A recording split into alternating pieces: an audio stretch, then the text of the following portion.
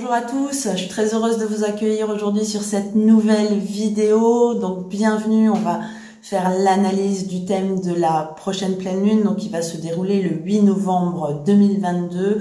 Alors ça va être un moment très très fort, très intense, vous allez voir, il se passe énormément de choses, énormément de conjonctions, de carrés et encore des autres choses autour. Bref, on va prendre le temps d'analyser tout ça. Et puis, donc moment fort également parce que ça va être l'occasion d'une éclipse ce mois-ci parce qu'on est dans l'axe des nœuds lunaires. Donc ça va vraiment intensifier le pouvoir de cette pleine lune et eh bien ces effets vont perdurer quelques mois. À savoir que sur ma dernière vidéo, donc on avait fait le thème de la nouvelle lune, on avait vu que c'était flou. Et il y avait déjà une éclipse partielle, mais partielle seulement. Et quelqu'un en fait m'a dit que je n'en avais pas parlé. Effectivement, eh bien pourquoi? Tout simplement parce que pour moi le nœud sud était trop éloigné de l'emplacement de la nouvelle lune. Donc pour moi je ne l'ai pas pris en compte. Après chaque astrologue a ses petites interprétations, mais en tout cas au moment de la nouvelle lune, de la pleine lune pardon.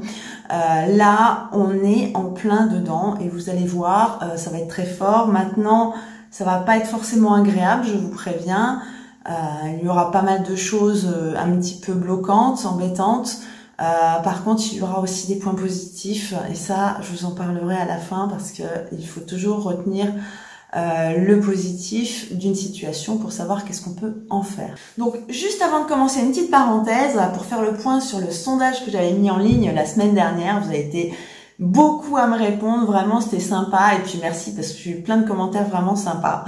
Donc merci vraiment du fond du cœur pour vos encouragements, ça fait toujours chaud au cœur, ça fait toujours plaisir.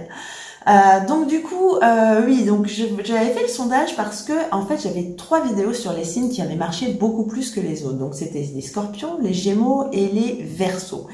Et du coup, en fait, je voulais savoir si le public qui me regardait était de ces signes-là. Eh bien, oui, vous avez été beaucoup à me répondre, surtout les Verseaux. Et vous savez, on dit que le Verseau, c'est le signe de l'astrologie, qui adore l'astrologie. Et bien, du coup, c'est vous qui avez été le plus à me répondre. Donc, je pense que ça confirme un petit peu. Par contre, depuis que j'avais fait le sondage, eh bien, on a eu une grosse surprise, c'est que il y a 2 signes qui se sont réveillés, les Taureaux et les Cancers, et les Taureaux ont tout explosé en termes de vues, ils sont vraiment passés devant tout le monde, donc c'est les premiers. Par contre, paradoxe, je n'ai eu aucun commentaire de quelqu'un qui venait me dire qu'il était Taureau. Donc voilà. Donc après, il y a aussi l'histoire des algorithmes YouTube, hein, ça c'est clair. Donc plus vous regardez, plus vous êtes regardé, plus il y a de likes, plus on vous propose la chaîne. Enfin bon, bref. En deuxième, c'est toujours les Verseaux, là, du coup, pour le coup, les Scorpions, et puis il y a les Cancers aussi, qui ont bien avancé et qui sont passés devant les Gémeaux. Voilà, donc ça c'était la petite parenthèse. Merci pour tout. D'ailleurs, tant que j'y suis, pensez à mettre un like, à vous abonner, ça m'aide beaucoup pour le développement de la chaîne. Voilà, donc ça c'était pour la petite parenthèse sympa. Maintenant, je vous propose de retourner dans le dur et on va regarder qu'est-ce qui va se passer au moment de la pleine lune. Voilà, donc là voici cette carte de la pleine lune. On sera donc le 8 novembre, il sera tout juste midi 2 exactement. Donc le soleil sera au point le plus haut, on est au milieu du ciel avec le soleil. Et puis la lune donc sera de l'autre côté de la Terre, on ne la verra pas forcément. Et donc vous pouvez voir sur la carte qu'il y a pas mal d'aspects dissonants représentés par tous ces traits rouges, des conjonctions des 2 côtés de la pleine lune avec les luminaires. Donc pas mal d'opposition pour cette pleine lune, doublée d'un carré avec Saturne. Vous voyez, Saturne, il est vraiment en position de carré à cette pleine lune, il est à 18 degrés, alors que les 2 luminaires sont à 16 degrés. Donc on a 2 degrés d'écart, on est vraiment sur un carré quasi parfait. Et donc, quand on voit ces dispositions, eh bien, on peut se dire que il peut se passer quelque chose. Donc quand on arrive sur une carte comme ça, avec autant d'aspects, souvent on se sent un petit peu perdu. Donc moi, ce que j'ai l'habitude de faire, c'est de faire preuve d'un peu de méthode et de commencer par le commencement. Donc je vous propose de simplement analyser cette opposition Soleil-Lune en faisant fi de ce qui se passe autour et de regarder ce qui se passe. Donc cette pleine lune, c'est quelque chose qui arrive tous les ans, à la même période à peu près, donc ce n'est pas quelque chose d'exceptionnel, mais elle nous donne déjà des indices. Donc on est dans l'axe Scorpion-Taureau, donc c'est l'axe de l'attachement et du détachement, hein, avec le Taureau qui va vouloir garder les choses, hein, ça s'attache au bien matériel, c'est comment on fait rentrer de l'argent. Il y a énormément de connotations avec l'argent sur cet axe. Et au niveau du Scorpio, au contraire, l'argent, on va plus le dépenser, on ne va pas avoir énormément d'attache avec les besoins financiers, les besoins matériels, on sera plus intéressé par le domaine de l'inconscient. Donc, vous voyez, ce soleil-là nous demande de nous détacher déjà de quelque chose. Et donc, comme tous les ans à la même période, parce que c'est les cycles de la nature qui sont comme ça, la nature est en train de se décomposer pour attaquer la saison d'hiver. Et puis, eh bien, dans 6 mois, le soleil aura fait la moitié du tour. Il arrivera au niveau du signe du Taureau et les choses vont renaître.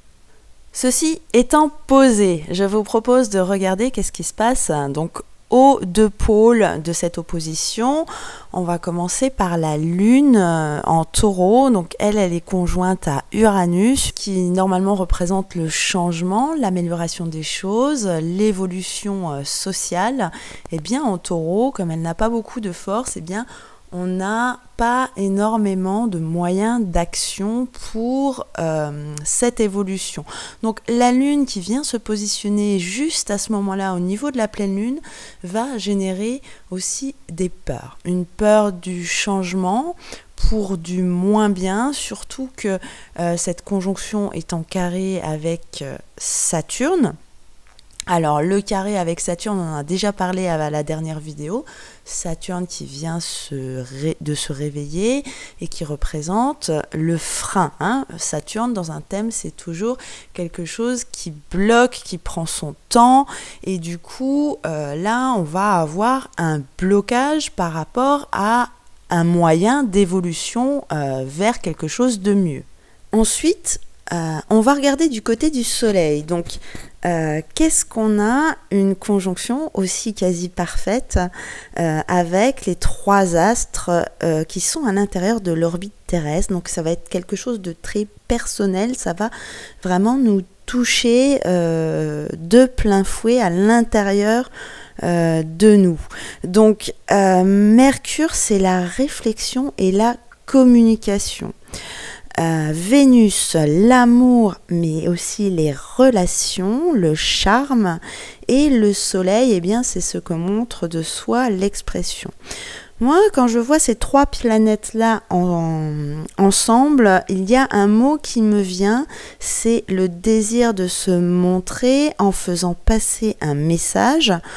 Faire adhérer à une idée, hein, c'est la communication de Mercure allié au charme de Vénus qui est toujours très vendeur. On va essayer de nous vendre quelque chose, je pense, à ce moment-là. C'est rallier les autres à notre cause, convaincre, fédérer, bref, c'est toute l'attention qu'il faudra aller chercher à l'extérieur pour faire adhérer à une idée, un concept. Alors, quel pourrait être ce concept? Eh bien, nous sommes en Scorpion, et donc là, c'est vraiment toute l'idée de dénuement, d'austérité qui pourra être à ce moment-là passée. Alors, ça ne me surprendrait pas qu'au moment de cette pleine lune, aux alentours, il y ait comme ça un communiqué officiel qui vienne nous demander quelque chose. Alors, est-ce que ça va être par la contrainte ou est-ce que ça va simplement être une sensibilisation? Ça, il faudra voir, mais on va nous demander, ça c'est sûr, à faire attention avec les ressources donc de la Terre, représentées par le taureau. C'est aussi représentatif de tout ce qui est énergie, justement, c'est très d'actualité en ce moment, et donc on va nous demander de faire avec beaucoup moins, quitte, je dirais, quand je vois le thème là, avec presque rien. Alors, on peut remarquer également que le Soleil donc, est en opposition avec Uranus, et il y a une petite analogie à faire là, le Soleil qui est maître du Lion et Uranus du Verseau. Eh bien, c'est vraiment le symbole de la royauté représentée par le Soleil et du peuple représenté par Uranus. Comme je vous l'ai dit tout à l'heure, Uranus est en position de faiblesse, donc là, ça va être le pouvoir qui va avoir la force avec lui. Et la Lune, à ce moment-là, va exacerber notre sensibilité. Je vous rappelle que la Lune, c'est l'émotion, et ça peut faire naître une peur, la peur en taureau de manquer notamment de nourriture. C'est aussi ça qui est véhiculé par le signe du taureau, la manière dont on a de se nourrir et les ressources qu'on a bien évidemment.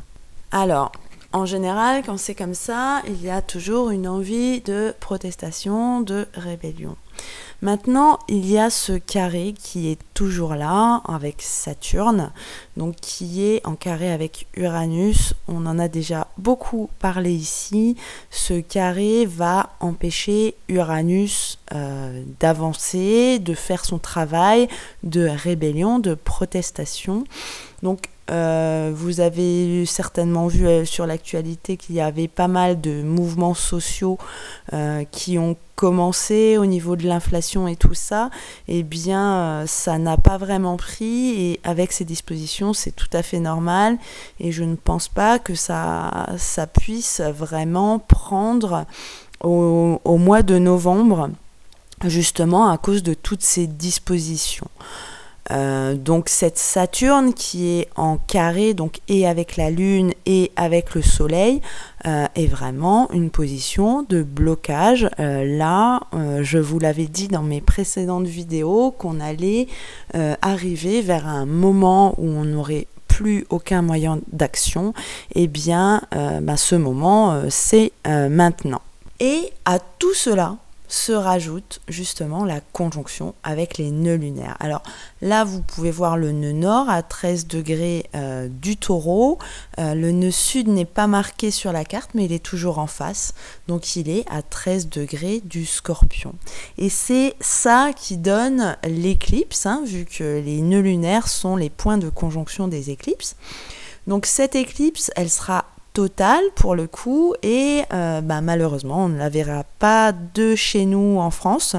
Elle sera simplement visible de l'autre côté de la Terre, ça sera dans le Pacifique, et donc il y aura aussi les Américains de l'Ouest et les Australiens, les Japonais qui pourront donc la voir. Mais ce n'est pas parce qu'on ne la voit pas qu'elle n'agira pas sur nous. Les pleines lunes d'éclipse sont des moments très forts. C'est des moments qui impriment justement leurs énergies jusqu'à la prochaine éclipse. Et donc la prochaine éclipse aura lieu au printemps, ça sera le 20 avril, les nœuds nord auront changé, ça sera dans l'axe Bélier-Balance. Et jusque-là, en fait, toute cette lunaison en fait, va imprimer les 6 prochains mois. Donc n'ayez pas peur, soyez patients, parce qu'il y a des choses à faire pendant cette période. Et donc, les nœuds lunaires ont toujours une direction. Le nœud nord représente les valeurs ou les concepts dont il faut se rapprocher, et le nœud sud représente ce qu'il faut lâcher. Là, le nœud nord nous demande en taureau de faire très attention à nos ressources, de ne pas gaspiller, de prendre conscience de la terre, de la nature, de la respecter, et c'est dans ce sens qu'il va falloir aller en faisant attention justement à ne garder que l'essentiel et ne pas s'encombrer de superflu qui ne nous apporte rien. Voilà, donc Il n'y a pas que des aspects négatifs sur cette carte. Regardez, là, avec cette conjonction au Soleil, on a un trigone avec Neptune et Jupiter. Et de l'autre côté, on a un sextile avec la Lune, donc toujours Neptune-Jupiter. Jupiter, justement, qui vient de revenir en Poisson, elle y était déjà au début de l'année, elle était même en conjonction avec Neptune et elle nous demande d'augmenter notre spiritualité, notre empathie et elle nous demande de nous entraider également, la collaboration entre les êtres humains et de se reconnecter également à soi-même, à ce qui est important. Donc ça va vraiment être là une période pour faire le point, un grand point. C'est un peu comme si vous alliez faire une retraite spirituelle dans un couvent. En fait, on se coupe de tout, on se coupe de tout ce qui est notre quotidien et on se recentre sur tout soi. On a justement là Mars qui est rétrograde, qui est en carré avec donc Jupiter et Neptune. Et alors certains seront frustrés parce qu'ils ne pourront pas avancer, mais dites-vous bien que vous ne pouvez pas agir en ce moment et d'ailleurs que ce n'est pas le moment d'agir. Ça pourra être fait début janvier lorsque Mars reprendra son mouvement direct, mais là c'est vraiment une période où il faut vraiment se couper avec tout ce besoin de se défendre et laisser les choses faire. De toute façon, les choses ne sont jamais là par hasard et s'il y a une période comme ça qui est un petit peu difficile au niveau matériel, au niveau émotionnel, eh bien soyez-en sûrs, c'est parce que ça veut faire grandir autre chose à l'intérieur de nous-mêmes. Voilà, donc vous l'aurez compris, on va pas pratiquer la langue de bois, les prochains mois vont être difficiles. On a vu là comment la pleine lune éclairait justement cette nouvelle lune qui était floue et était explicite. Donc on va passer certainement quelques mois difficiles, l'hiver risque d'être un peu moins agréable et confortable que les autres. Voilà, de toute façon, il n'y a pas vraiment besoin d'être astrologue pour voir qu'on est en récession. Hein. Je pense qu'il n'y a que Bruno Le Maire pour dire que tout va bien. Voilà, notre président nous l'a bien dit d'ailleurs, que c'était la fin de l'abondance, avec des pénuries qui sont annoncées, des choses comme ça. Bref, le mois de novembre, surtout, va être compliqué parce que je pense qu'il va y avoir des choses qui vont se mettre en place. On va le voir, hein, parce que même si on le sait aujourd'hui que ça va être difficile, on le constate encore pas bien dans nos vies de tous les jours. Voilà, au mois de novembre, ça va vraiment s'installer et puis après, chacun va le vivre différemment en fonction de son propre thème. Hein. C'est toujours comme ça. Les personnes qui ont plus d'élémentaire dans leur thème aiment bien être rassurées, avoir un petit matelas pour se protéger, un petit peu d'économie à la banque. Donc avec l'inflation, ça risque d'être un petit peu plus difficile. Par contre, les personnes qui sont plus, vous voyez, dans l'eau, vont être plus intuitives et vont être moins attachées à tous ces aspects et le vivront autrement parce que ça va être une sensibilité justement à la peine des autres, surtout si vous avez des enfants. Enfin bon, bref. Chacun va le vivre différemment. Avec la rétrogradation de Mars, ça va aussi dépendre de ce que vous avez justement à l'endroit de cette rétrogradation.